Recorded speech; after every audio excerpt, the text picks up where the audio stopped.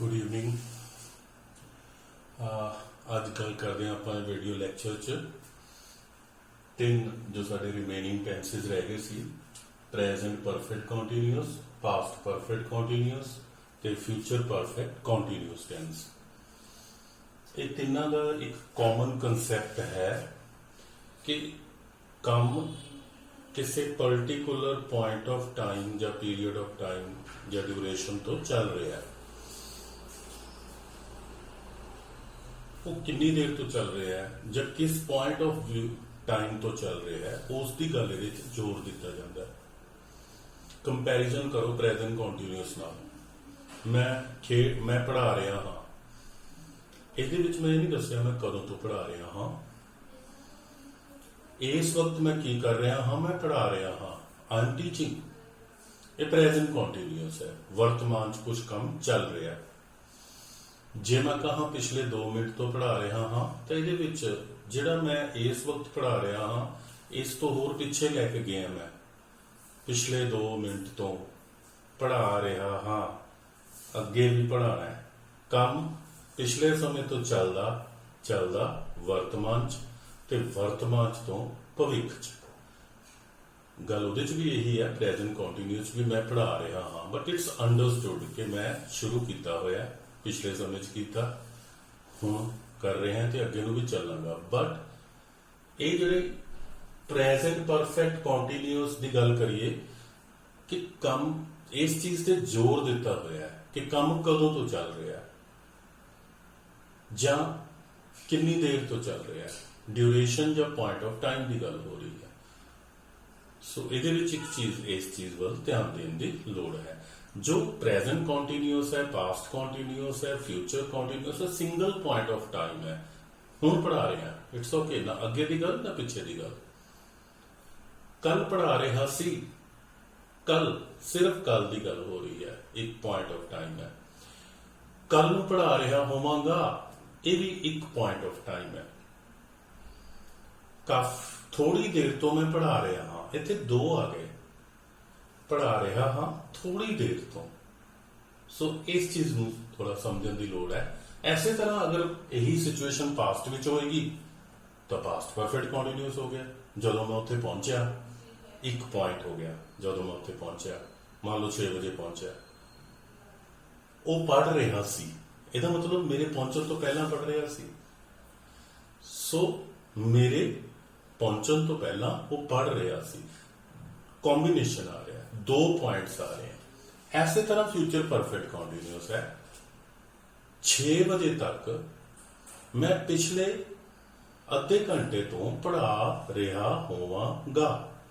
मान लो मैं 5:30 बजे पढ़ाना शुरू किया तो मैं की कह रहा 5:30 एक पॉइंट, 6 बजे दूजा पॉइंट आ गया। 6 बजे तक मैं 5:30 तो पढ़ा रहा होवांगा ਜਾਂ ਅੱਧੇ ਘੰਟੇ ਤੋਂ ਪੜ੍ਹਾ ਰਿਹਾ ਹੋਵਾਂਗਾ। ਸੋ 2 ਪੁਆਇੰਟਸ, ਇੱਕ ਕੰਮ ਚੱਲ ਰਿਹਾ ਹੈ ਜਾਂ ਚੱਲ ਰਿਹਾ ਸੀ ਜਾਂ ਚੱਲ ਰਿਹਾ ਹੋਵੇਗਾ, ਇੱਕ ਕਦੋਂ ਤੋਂ ਉਹ ਪਿਛਲਾ ਸਮਾਂ। ਸੋ ਇਹ ਚੀਜ਼ ਕਨਸੈਪਟ ਸਮਝਣ ਦੀ ਕੋਸ਼ਿਸ਼ ਕਰੋ। ਰੂਲਸ ਲਿਖੇ ਹੈ, ਪ੍ਰੈਜ਼ੈਂਟ ਪਰਫੈਕਟ ਕੰਟੀਨਿਊਸ ਦੀ ਗੱਲ ਕਰਦੇ ਹਾਂ, ਹੈਜ਼ ਹੈ plus been plus first form ING plus since ਜਾਂ ਫॉर। ਚੀਜ਼ ਨੋਟ ਕਰੋਗੇ, पहले हेल्पिंग वर्ब ਨੂੰ ਛੱਡ ਦੋ, ਬਾਕੀ ਸੇਮ ਹੈ। Been first form ING since for, been first form ING since for, been first form ING since for. ਇਹਦੇ ਵਿੱਚ ਪ੍ਰੈਜ਼ੈਂਟ ਪਰਫੈਕਟ ਕੰਟੀਨਿਊਸ ਹੈ ਤਾਂ ਪ੍ਰੈਜ਼ੈਂਟ ਪਰਫੈਕਟ ਵਾਲਾ ਹੈਜ਼ ਹੈਵ ਲੱਗ ਗਿਆ। ਪਾਸਟ ਪਰਫੈਕਟ ਕੰਟੀਨਿਊਸ ਹੈ ਤਾਂ ਪਾਸਟ ਪਰਫੈਕਟ ਵਾਲਾ ਹੈਡ ਲੱਗ ਗਿਆ। ਫਿਊਚਰ ਪਰਫੈਕਟ ਕੰਟੀਨਿਊਸ ਹੈ ਤਾਂ ਵਿਲ ਸ਼ੈਲ ਪਲਸ ਹੈਵ ਲੱਗ ਗਿਆ, ਬਾਕੀ ਸੇਮ ਹੈ। ਚਲੋ ਆਪਾਂ ਇਹਨਾਂ ਨੂੰ ਹੁਣ ਸੈਂਟੈਂਸਿਸ ਵਿੱਚ ਸਿੱਖਦੇ ਹਾਂ। She has been cooking for some time. ਠੀਕ ਹੈ ਜੀ। ਹੁਣ ਨੈਗੇਟਿਵ ਇੰਟਰੋਗੇਟਿਵ ਹੁਣ ਤੱਕ ਕਾਫੀ ਗੱਲਬਾਤ ਹੋ ਚੁੱਕੀ ਹੈ, ਇਹ ਤੁਸੀਂ ਖੁਦ ਬਣਾ ਕੇ ਦੇਖਣੇ ਆ। ਮੈਂ ਕੁਝ ਸੈਂਟੈਂਸਿਸ डिस्कस कर लवां ਤਾਂ ਜੋ ਤੁਹਾਨੂੰ ਇਹ ਕਨਸੈਪਟ ਜ਼ਿਆਦਾ ਕਲੀਅਰ ਹੋ ਜਾਵੇ। she has not been, ਇੱਥੇ not ਆ ਜਾਏਗਾ, ਓਕੇ, ਤੁਸੀਂ ਬਣਾ ਲਓਗੇ, ਮੈਨੂੰ ਉਮੀਦ ਹੈ। has she been, ਉਹ ਇੰਟਰੋਗੇਟਿਵ ਬਣ ਜਾਏਗਾ। ਐਸੇ ਤਰ੍ਹਾਂ ਅਗਰ ਹੀ ਦੀ ਗੱਲ ਆ ਰਹੀ ਹੈ, he has been studying since evening. He has been studying since evening. शाम तो वो पढ़ रहा है. I have been teaching. अगर मैं बहुत पीछे चला जावा जो पढ़ाना शुरू किया सी, I have been teaching since July 1st 1991. ऐसे तरह अगर वी की गल करिए, we have been learning grammar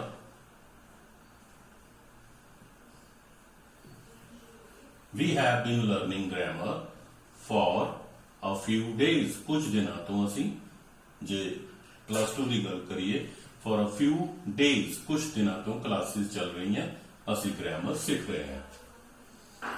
सो ਤੁਸੀਂ ਇਹਨਾਂ ਦਾ ਨੈਗੇਟਿਵ ਇੰਟਰੋਗੇਟਿਵ ਬਣਾ ਕੇ ਦੇਖੋ. ਇਹਨਾਂ ਨੂੰ ਦੇਖੋ, ਸਬਜੈਕਟ ਹੈ, ਹੈਲਪਿੰਗ ਵਰਬ ਹੈ, ਤੇ ਅੱਗੇ ਵਰਬ ਹੈ, ਅੱਗੇ ਪ੍ਰੈਪੋਜੀਸ਼ਨ ਹੈ, ਅੱਗੇ ਐਡਵਰਬੀਅਲ ਹੈ. ਸੋ ਇਹ ਸਾਰੀਆਂ ਚੀਜ਼ਾਂ ਨੂੰ ਤੁਸੀਂ ਸਟੱਡੀ ਕਰਨਾ ਹੈ. ਬੇਸਿਕ ਕਨਸੈਪਟ ਸਮਝਣ ਦੀ ਲੋੜ ਸੀ ਜਿਹੜਾ ਦੱਸਿਆ, ਤੇ ਸੈਂਟੈਂਸਸ ਕਿਵੇਂ ਬਣਨਗੇ ਉਹ ਦੱਸਿਆ, ਤੇ ਸਿੰਸ ਫॉर ਦੀ ਗੱਲ ਇਸ ਤੋਂ ਬਾਅਦ ਕਰਾਂਗੇ ਕਿ ਸਿੰਸ ਕਿੱਥੇ ਲੱਗਦਾ ਤੇ ਫॉर ਕਿੱਥੇ ਲੱਗਦਾ.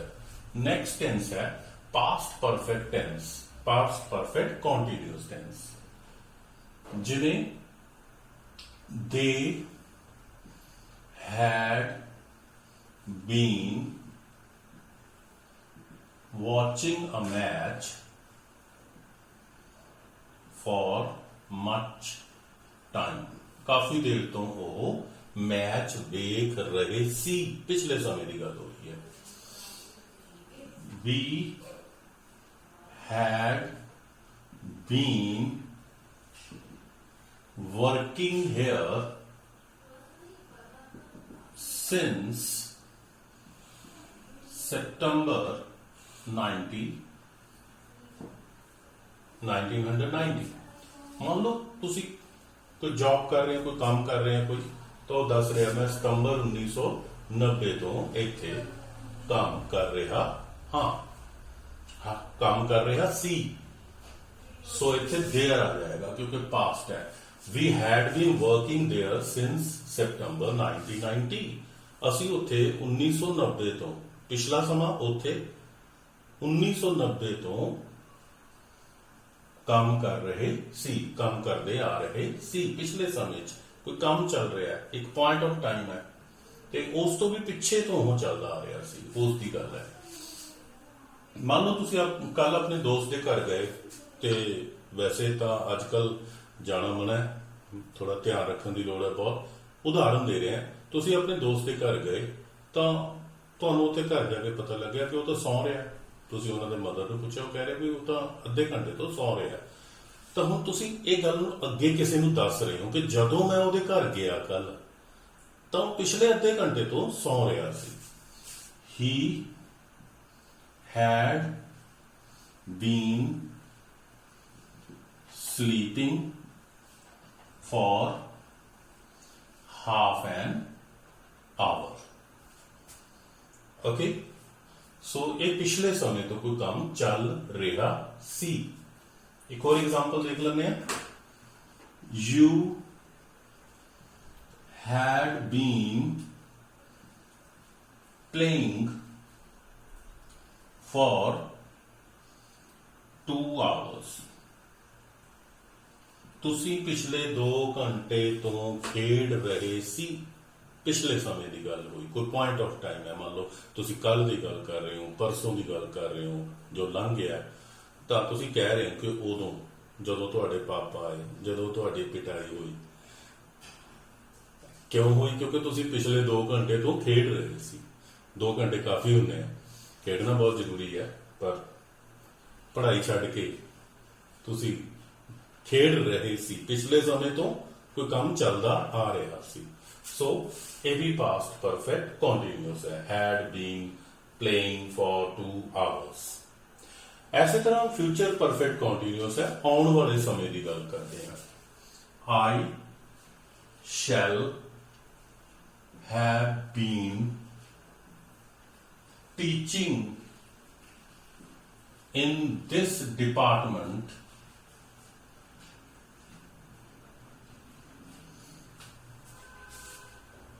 for 26 years. 26 years. मैं पिछले 26 सालों तो इस डिपार्टमेंट ਵਿੱਚ ਪੜ੍ਹਾ ਰਿਹਾ ਹੋਵਾਂਗਾ। ਇਹਦੇ ਵਿੱਚ ਕਹਿ ਸਕਦੇ ਹਾਂ ਆਪਾਂ ਭਵਿੱਖ ਵਾਲਾ ਪੁਆਇੰਟ ਇਨ ਅਕਤੂਬਰ 2020 ਅਕਤੂਬਰ 2020 ਹਾਲੇ ਆਣਾ ਹੈ। ਅਕਤੂਬਰ 2020 ਨੂੰ ਮੈਂ ਪਿਛਲੇ 26 ਸਾਲਾਂ ਤੋਂ ਜੌਬ ਦੇ ਵਿੱਚ ਗਵਰਨਮੈਂਟ ਜੌਬ ਦੇ ਵਿੱਚ ਪੜ੍ਹਾ ਰਿਹਾ ਹੋਵਾਂਗਾ, ਯਾਨੀ ਮੈਨੂੰ ਪੜ੍ਹਾਉਂਦੇ ਨੂੰ ਇੰਨੇ ਸਾਲ ਹੋ ਜਾਣਗੇ। ਸੰਭਾਵਨਾ ਹੈ ਅੱਗੇ we shall have been studying for much time। ਅਸੀਂ ਕਾਫੀ ਦੇਰ ਤੋਂ ਖੇਡ ਰਹੇ ਹੋਵਾਂਗੇ। ਐਸੇ ਤਰ੍ਹਾਂ they will have been doing their job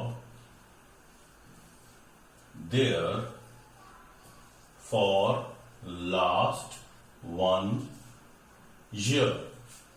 ਉਹ ਉੱਥੇ ਨੈਕਸਟ ਈਅਰ ਆਪਾਂ ਜੀ ਕਹਿ ਸਕਦੇ ਹਾਂ ਨੈਕਸਟ ਜੁਲਾਈ, ਆਉਣ ਵਾਲੀ ਜੁਲਾਈ ਚ they will have been doing their work, their job,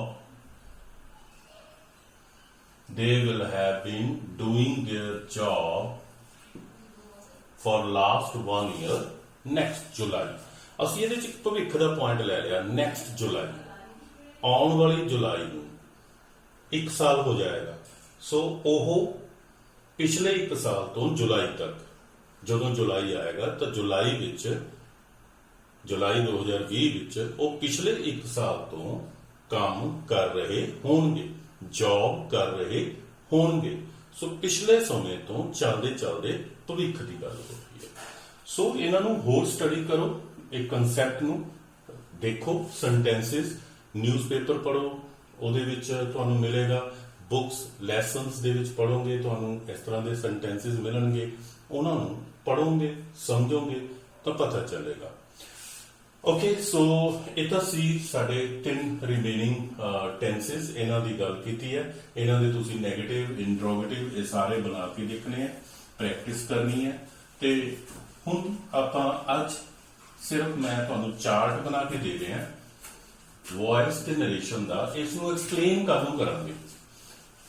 okay, ਸੋ ਇਸ ਟੈਂਸ ਤੇ ਵੌਇਸ ਚਾਰਟ ਦੇ ਵਿੱਚ ਸਾਰੇ ਰੂਲਸ ਹੈ ਜੋ ਤੁਹਾਨੂੰ ਚਾਹੀਦੇ ਹੈ ਜਦੋਂ ਵੀ ਤੁਸੀਂ ਐਕਟਿਵ ਟੂ ਪੈਸਿਵ ਕਰਨਾ ਹੈ ਤਾਂ, ਜਾਂ passive to active sentence change ਕਰਨਾ ਹੈ ਤਾਂ ਤੁਹਾਨੂੰ ਉਹ ਰੂਲਸ ਦੀ ਲੋੜ ਪਏਗੀ।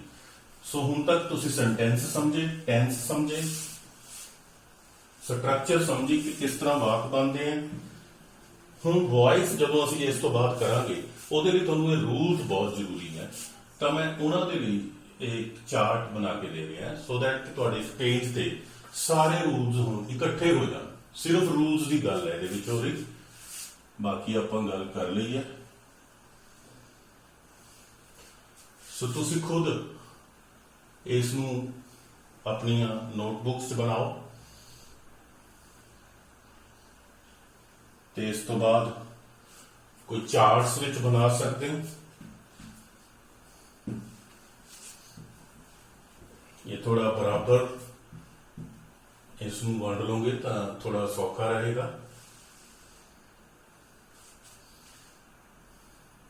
ਇਸ ਦੇ 4 ਹਿੱਸੇ ਕਰਾਂਗੇ ਵਰਟੀਕਲੀ, ਤੇ ਇਹ ਖਾਨਾ ਥੋੜਾ ਵੱਡਾ ਲਿਆ, ਇਹ ਚ ਰੂਲਸ ਥੋੜਾ ਜ਼ਿਆਦਾ ਪ੍ਰੈਜ਼ੈਂਟ ਦੇ ਆਣਗੇ ਤਾਂ ਫਿਰ ਇਸ ਨੂੰ ਨੀਚੇ ਨੂੰ ਤੁਸੀਂ 3 ਜਿਹੜੇ ਹੈ ਲਗਭਗ ਬਰਾਬਰ ਦੇ ਹਿੱਸੇ ਲੈ ਲੈਣੇ ਆ। ਪਹਿਲਾ ਹਿੱਸਾ ਥੋੜਾ ਵੱਡਾ ਲੈ ਲਓ,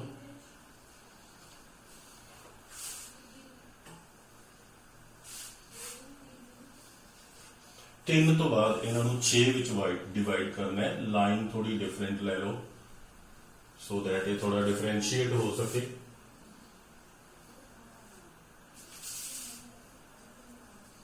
ਇਹ ਪੈਸਿਵ ਵੌਇਸ ਦਾ ਬਾਕਸ ਹੈ, ਇਸ ਲਈ ਥੋੜਾ ਛੋਟਾ ਵੀ ਚੱਲ ਜਾਏਗਾ। ਐਕਟਿਵ ਵੌਇਸ ਦੇ ਵਿੱਚ ਜ਼ਿਆਦਾਤਰ ਆਪਾਂ ਟੈਂਸਿਸ ਦੀ ਗੱਲ ਕਰਦੇ ਹਾਂ, ਇਸ ਲਈ ਥੋੜਾ ਉੱਪਰਲਾ ਖਾਨਾ ਆਪਾਂ ਨੇ ਬਾਕਸ ਵੱਡਾ ਲਿਆ। ਸੋ ਤੁਸੀਂ ਵਧੀਆ ਤਰੀਕੇ ਨਾਲ ਬਣਾ ਸਕਦੇ ਹੋ ਇਸ ਨੂੰ। ਸੋ ਇੱਥੇ ਤੁਸੀਂ ਟੈਂਸ ਤੇ ਵੌਇਸ ਲਿਖ ਲਓਗੇ, ਦੋਨਾਂ ਦੇ ਰੂਲਸ ਆ ਰਹੇ ਨੇ। ਸੋ ਇਹ ਜਿਹੜਾ ਤੁਹਾਡਾ ਹੈ ਬਾਕਸ, ਇਹ ਹੈ ਇਨਡੈਫਿਨਿਟ ਟੈਂਸ ਦਾ, ਠੀਕ ਹੈ ਜੀ। ਇਹ ਕੰਟੀਨਿਊਅਸ, ਪਰਫੈਕਟ ਤੇ ਪਰਫੈਕਟ ਕੰਟੀਨਿਊਅਸ, ਓਕੇ ਜੀ। ਸੋ ਇਸ ਤਰੀਕੇ ਨਾਲ ਤੁਸੀਂ ਇਸ ਨੂੰ ਪ੍ਰੈਜ਼ੈਂਟ ਲਿਖ ਲਓਗੇ। ਇਹ ਦੋ ਬਾਕਸ ਪ੍ਰੈਜ਼ੈਂਟ ਦੇਖੋਗੇ, ਇਹ ਦੋ ਬਾਕਸ ਪਾਸਟ ਦੇਖੋਗੇ ਤੇ ਇਹ ਦੋ ਬਾਕਸ ਫਿਊਚਰ ਦੇਖੋਗੇ। ਉੱਪਰਲਾ ਬਾਕਸ ਜਿਵੇਂ ਦੱਸਿਆ ਸੀ ਐਕਟਿਵ ਵੌਇਸ ਲਈ, ਨਿਚਲਾ passive, active passive, active passive. So rule ਸਾਰੇ ਦੱਸੇ ਹੋਏ ਆ, ਜਲਦੀ ਨਾਲ ਮੈਂ ਲਿਖਣ ਲੱਗਿਆ। ਸੋ ਪ੍ਰੈਜ਼ੈਂਟ ਇੰਡੈਫੀਨਿਟ ਦੇ ਵਿੱਚ ਵਰਬ ਦੀ ਫਸਟ ਫਾਰਮ, ਤੁਸੀਂ ਮੇਰੇ ਨਾਲ ਵੀ ਬੋਲ ਸਕਦੇ ਹੋ, ਤੇ ਜਾਂ ਫਿਰ ਵਰਬ ਦੀ ਫਸਟ ਫਾਰਮ ਨਾਲ ਐਸ ਜਾਂ ਈਐਸ ਅਗਰ ਸੈਂਟੈਂਸ ਪੋਜ਼ਿਟਿਵ ਹੈ। ਅਗਰ ਸੈਂਟੈਂਸ ਨੈਗੇਟਿਵ ਜਾਂ ਇੰਟਰੋਗੇਟਿਵ ਹੈ ਤਾਂ ਕੀ ਲਗਾਵਾਂਗੇ? ਡੂ ਪਲਸ ਫਸਟ ਫਾਰਮ ਔਰ ਡਜ਼ ਪਲਸ ਫਸਟ ਫਾਰਮ। ਇਹ ਵੀ ਦੱਸਿਆ ਸੀ ਤੁਹਾਨੂੰ, ਤੁਸੀਂ ਨੋਟ ਕੀਤਾ ਹੋਇਆ ਕਿ ਅਗਰ ਸਬਜੈਕਟ ਆਈ, ਯੂ ਜਾਂ ਪਲੂਰਲ ਹੈ ਤਾਂ ਫਿਰ ਇਹ ਰੂਲਸ ਲੱਗਣਗੇ। ਅਗਰ ਸਬਜੈਕਟ ਸਿੰਗੂਲਰ ਹੈ ਤਾਂ ਇਹ ਲੱਗਣਗੇ। ਪ੍ਰੈਜ਼ੈਂਟ ਕੰਟੀਨਿਊਅਸ ਦੇ ਵਿੱਚ is, am ਔਰ are plus first form ing। ਇਹਨਾਂ ਨੂੰ ਇਸ ਤਰ੍ਹਾਂ ਓਬਲੀਕ ਵੀ ਕਰ ਸਕਦੇ ਹੋ। ਤੇ ਇਸ ਤੋਂ ਬਾਅਦ ਪਰਫੈਕਟ ਦੇ ਵਿੱਚ ਤੁਹਾਨੂੰ ਦੱਸਿਆ ਸੀ ਹੈਜ਼ ਔਰ ਹੈਵ ਪਲਸ ਵਰਬ ਦੀ third form. Present perfect continuous ਹੁਣੇ ਕਰਕੇ ਹਟੇ हैं, has, have, been, first form ING plus since ਜਾਂ for। Past simple, past indefinite verb ਦੀ ਸੈਕੰਡ ਫਾਰਮ ਪੋਜ਼ਿਟਿਵ ਸੈਂਟੈਂਸ ਵਿੱਚ, ਨੈਗੇਟਿਵ ਤੇ ਇੰਟਰੋਗੇਟਿਵ ਦੇ ਵਿੱਚ did plus first form. Past continuous ਦੇ ਵਿੱਚ was ਜਾਂ were ਫਸਟ ਫਾਰਮ ਦੇ ਨਾਲ ing। ਪਾਸਟ ਪਰਫੈਕਟ ਦੇ ਵਿੱਚ had ਪਲਸ ਥਰਡ ਫਾਰਮ ਤੇ ਦੂਸਰਾ ਇਹਦਾ ਕੰਬੀਨੇਸ਼ਨ ਸੈਕੰਡ ਨਾਲ ਹੈ, ਇਹਦੀ ਬਹੁਤੀ ਲੋੜ ਨਹੀਂ ਪਏਗੀ। ਚਲੋ had ਪਲਸ ਥਰਡ ਫਾਰਮ। ਤੇ ਪਾਸਟ ਪਰਫੈਕਟ ਕੰਟੀਨਿਊਅਸ ਦੇ ਵਿੱਚ had plus been plus first form ing plus since ਜਾਂ for। ਫਿਊਚਰ ਇੰਡੈਫਿਨਿਟ ਦੇ ਵਿੱਚ will, shall ਤੇ ਨਾਲ verb ਦੀ ਫਸਟ ਫਾਰਮ। ਫਿਊਚਰ ਕੰਟੀਨਿਊਅਸ ਦੇ ਵਿੱਚ will, shall plus be plus first form ing।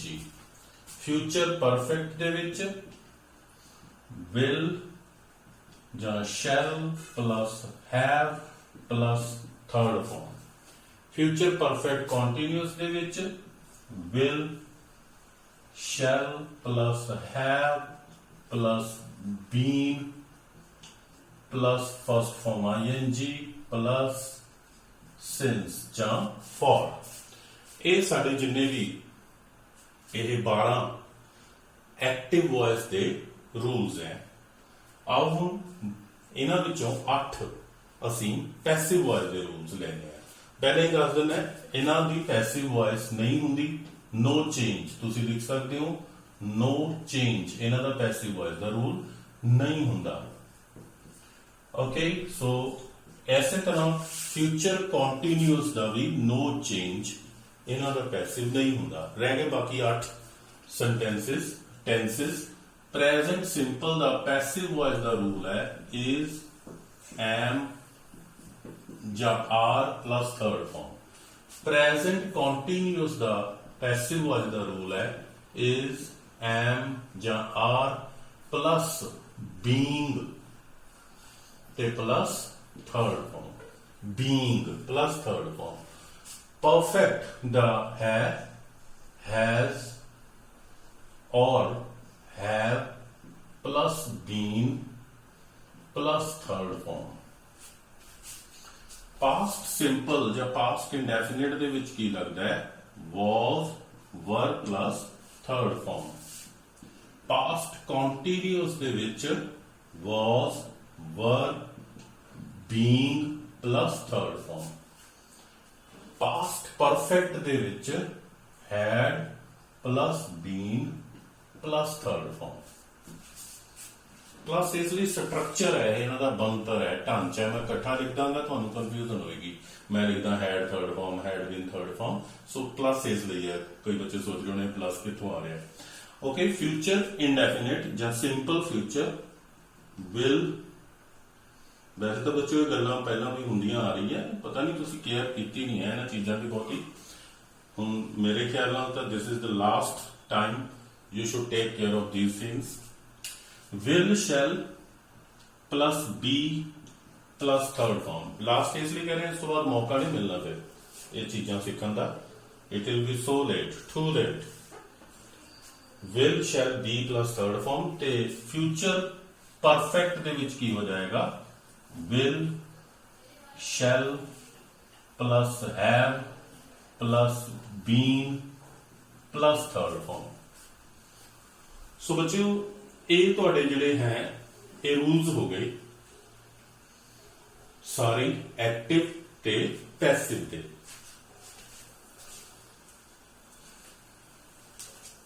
ਇਹਨਾਂ ਨੂੰ ਐਕਸਪਲੇਨ ਅਸੀਂ ਕੱਲ ਨੂੰ ਕਰਾਂਗੇ। ਮੈਂ ਇੱਕ ਗੱਲ ਜ਼ਰੂਰ ਦੱਸ ਦਿੰਦਾ ਬੱਚਿਓ, ਇਹਨਾਂ ਨੂੰ ਘਬਰਾਉਣ ਦੀ ਲੋੜ ਨਹੀਂ।